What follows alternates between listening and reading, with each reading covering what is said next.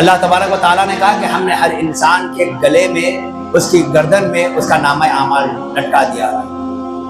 ہمیں احساس نہیں ہے کہ ہماری آنکھیں یہ اللہ کی نعمت ہے، کان اللہ کی نعمت ہے، دل اللہ کی نعمت ہے، لیکن وہیں پر اللہ رب العالمین نے ہمارے اعمال نامے کو ریکارڈ کرنے کے لیے ریکارڈنگ سسٹم ان میں رکھ دیا ہے۔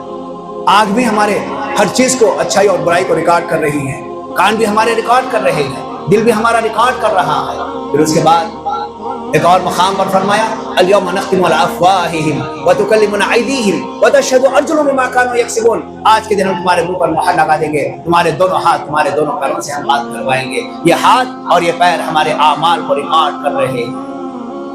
اللہ کے نبی صلی اللہ علیہ وسلم فرماتے ہیں جسم کے سارے اعضاء اللہ تبارک و تعالیٰ کے پاس گواہی دیں گے، یہاں تک کہ انسان کی شرمگاہ بھی اللہ تعالیٰ کے پاس گواہی دے گی۔ ایک مقام پر اللہ کے نبی صلی اللہ علیہ وسلم نے کہا کہ انسان کی دونوں رانیں بھی اللہ رب العالمین کے پاس گواہی دیں گی۔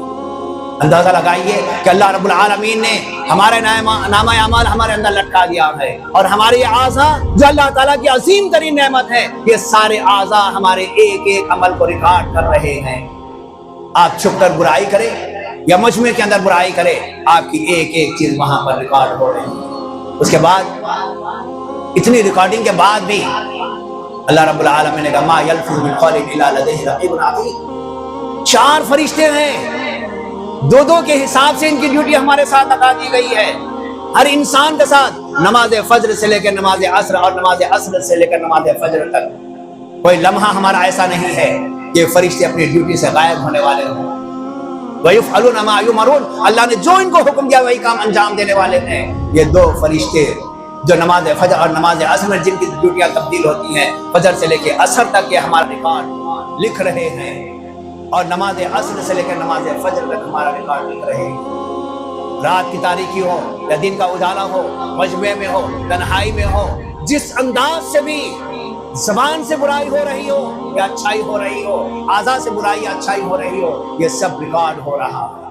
اور اللہ رب العالمین نے کہا قیامت والے دن ہم ان کے نامہ اعمال کو ایک کتابی شکل میں نکالیں گے جو پھیلا ہوا ہوگا، اور اس وقت اللہ رب العالمین کہے گا اقرا کتابک، تم اپنی کتاب کو پڑھ لو، اپنے نامہ اعمال کو تم پڑھ لو، کفا بنفسک اليوم علیک حسیبا، آج کے دن تمہارے حساب کے لیے تمہارا نفس ہی کافی ہوگا۔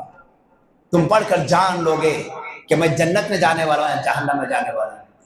میں آپ سے آخر میں یہی گزارش کروں گا، اللہ کے لیے غفلت میں مت پڑیے۔